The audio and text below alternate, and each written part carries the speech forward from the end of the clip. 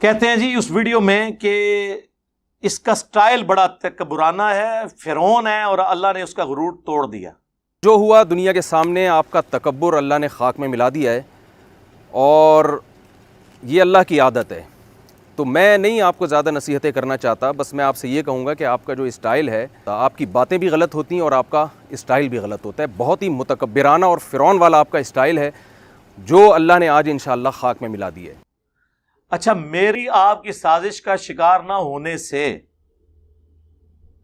بخاری کی حدیث 2812 عمار کو ایک باغی جماعت قتل کرے گی، عمار انہیں اللہ اور جنت کی طرف بلائے گا، وہ جماعت دوزخ کی طرف بلائے گی۔ آپ کی مجھ سے ملاقات نہ ہونے کی وجہ سے یہ حدیث ضعیف ہو گئی ہے؟ صحیح مسلم کی حدیث 240 علی سے محبت نہیں رکھے گا مگر مؤمن، علی سے بغض نہیں رکھے گا مگر منافق۔ یہ حدیث میرے وہ 48 گھنٹے میں ویڈیو نہ بنانے سے ضعیف ہو گئی ہے؟ میرے ویڈیو نہ بنانے سے آپ کے عقیدے جسٹیفائی ہو گئے ہیں؟ آپ کی میں اس شرارت کا حصہ نہیں بنا؟ کوئی علمی بات کرو۔ اور یہ جو کہنا کہ یہ فرعون والا سٹائل ہے، میں نے کہا کہ یہ میں کانفیڈنس سے جو بولتا ہوں تو یہ اللہ اور اس کے محبوب میں کانفیڈنس ہے، عز و جل و صلی اللہ علیہ وآلہ وسلم، ذاتی بات ہی نہیں ہے۔ اور دوسرا، آپ ہمیں درس دیں گے؟ آپ نے جو جملے میرے بارے میں بولے ہیں اس پہ کبھی آپ نے غور کیا؟ آپ نے ایک ویڈیو میں کہا اسے میرے سامنے ایک دفعہ بٹھا دو، یہ کلپ بنانے کے قابل نہیں رہے گا۔ اتنا ڈھیٹ آدمی کہ جھوٹ بولے چلے جا رہے ہیں۔ میں دعوے سے کہتا ہوں انہوں نے اپنے نام کا کلمہ نہیں پڑھا۔ ایک دفعہ سامنے بٹھا دو، یہ دوبارہ کلپ بنانے کے قابل انشاءاللہ نہیں رہے گا۔ یہ میں نے کبھی مفتی صاحب کے بارے میں بولا کہ یہ ایک دفعہ میرے سامنے بیٹھ جائیں تو آمدہ کے لیے یہ دین کا کام کرنا چھوڑ دیں گے، ویڈیو بنانا چھوڑ دیں گے؟ یہ تکبر نہیں ہے؟ پھر کہا کہ اس کو تو بٹھایا گیا ہے بھونکنے کے لیے۔ تو علمی کتابی نہیں ہے، تو دنیا کا سب سے بڑا فسادی ہے، جس کا کام، جس کو وقت کو بٹھایا گیا ہے صحابہ کے خلاف بھونکنے کے لیے۔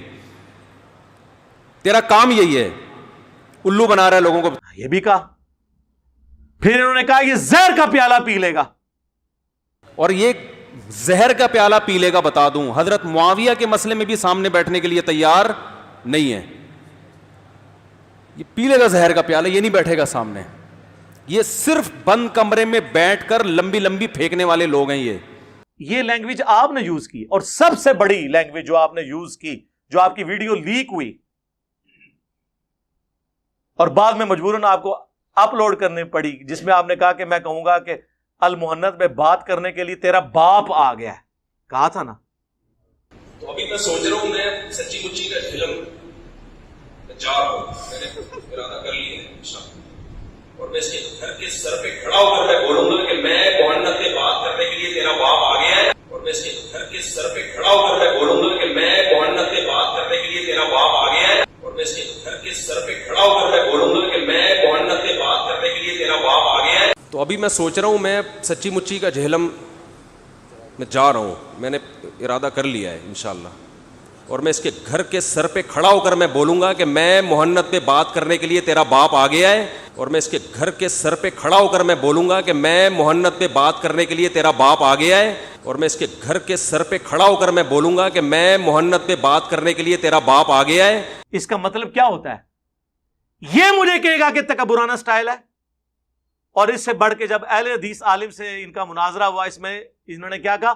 بھاڑ میں گئے مفسرین۔ مفتی صاحب ایک منٹ ٹھہریے گا پلیز، ایک منٹ ٹھہریے گا۔ اگر اس کا یہ مطلب نہیں ہے جن مفسرین نے یہ مطلب بیان کیا انہوں نے غلط بیان کیا۔ دیکھو بھاڑ میں جائے مفسرین کی، دیکھو بھاڑ میں جائے مفسرین کی، دیکھو بھاڑ میں جائے مفسرین کی، جو ہے نا ایک طرف۔ یہ تو آپ زیادتی کر رہے ہیں، جذباتی ہو گئے ہیں، جذباتی ہو گئے ہیں، احترام کے خلاف ہے یہ جملہ۔ احترام کی بات کیا کر رہے ہیں آپ؟ مفسرین کی طرف مجھے لے کر آ رہے ہو یار، ایک ایک عبارت میں پڑھ بھاڑ میں جائیں تو سخت جملہ ہے، آپ غصے میں ہو۔ مجھ سے کبھی سنا ہے کہ بھاڑ میں گئے ان کے فلانے فلانے؟ میں تو احترام سے نام لیتا ہوں اشرف علی تھانوی صاحب۔ اس پلانٹ ارتھ پہ میں واحد بندہ ہوں نان بریلوی جو کہتا ہے اعلیٰ حضرت امام احمد رضا بریلوی صاحب، رسپیکٹ سے نام لیتا ہوں۔ یہ ہمیں درس دیں گے۔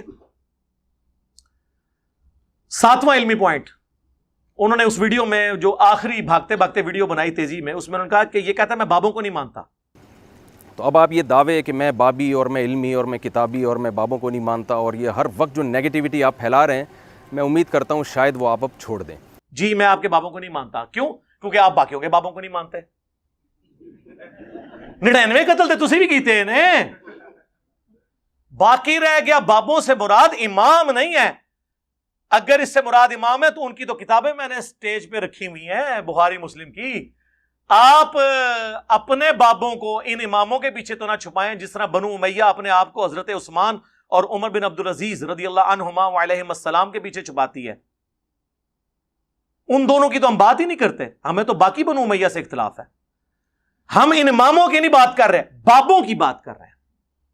آپ کے بابے جنہوں نے الامداد رسالے میں اشرف علی رسول اللہ کلمے کو انڈورس کیا. کہتے ہیں جی وہ بندہ جس نے دیکھا نا وہ بیچارہ خواب دیکھ رہا تھا. نہیں جناب, اس کے آگے لکھا ہے میں بیداری میں بھی پڑھ رہا ہوں جی اشرف علی رسول اللہ پڑھ رہا ہوں اور اللہم صلی علی سیدنا ونبینا اشرف علی پڑھ رہا ہوں. وہ کہتے ہیں نہیں وہ اس کی زبان سے نا وہ نکل گیا, اس کا اختیار نہیں تھا, وہ کہہ رہا میں بے اختیار ہوں.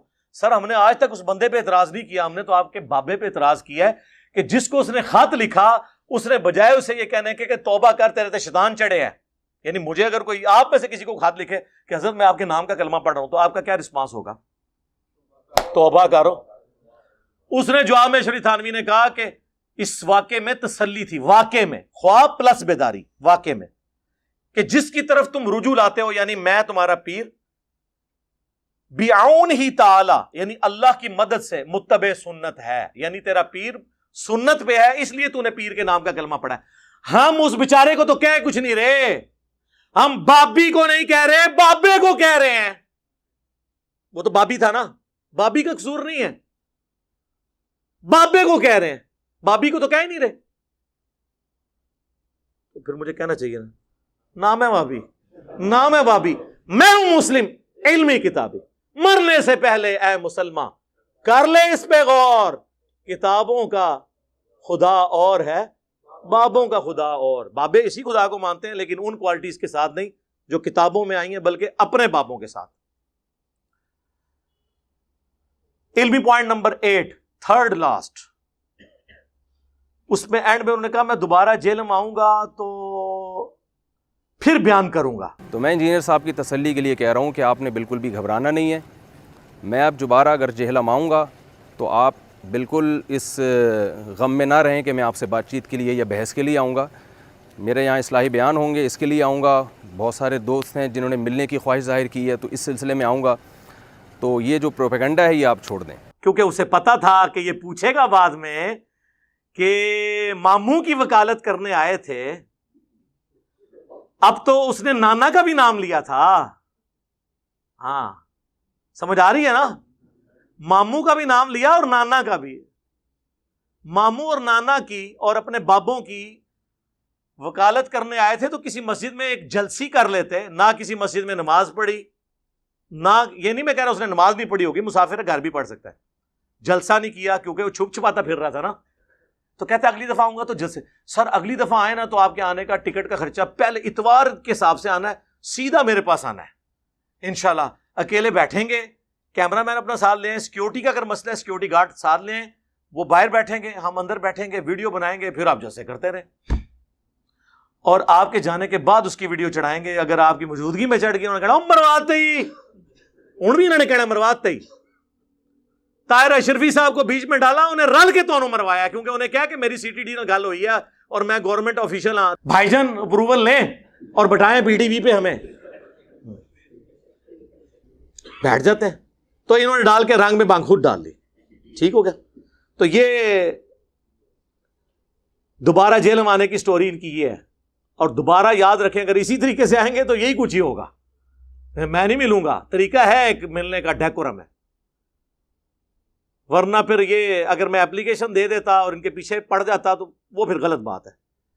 یہ میں اس میں بلیو نہیں کرتا.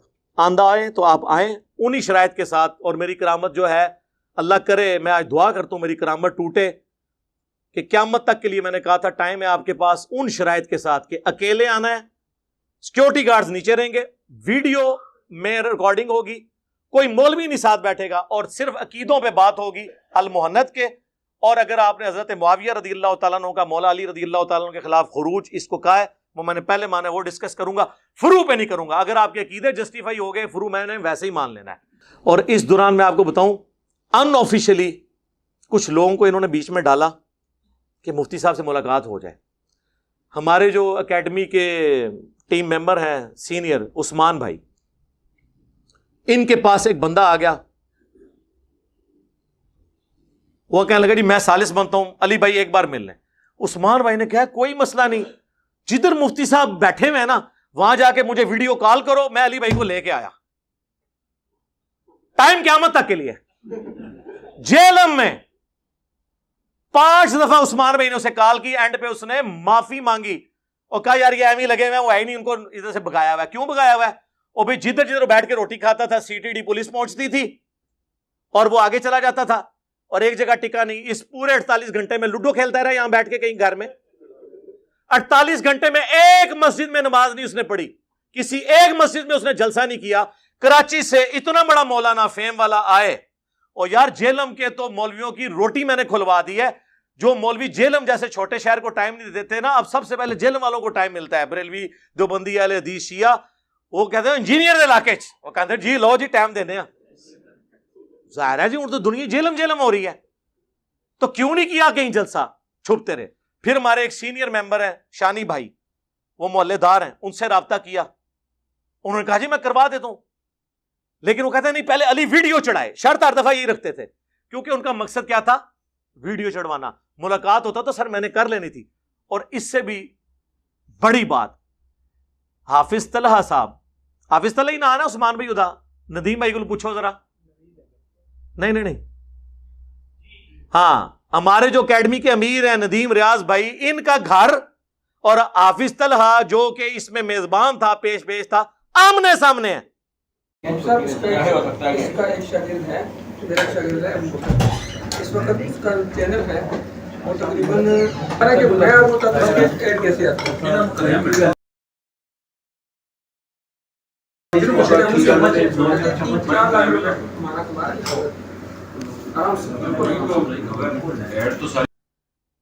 اور وہ گلی بھی 15 فٹ سے زیادہ نہیں ہے.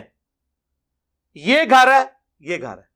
ان کو تو ایک دفعہ بھی نہیں کہا کہ علی بھائی سے ملاقات کروا دیں. اگر وہ کہتا تو میں اس کے گھر جا کے مل لیتا یا ندیم بھائی کے گھر آ جاتا.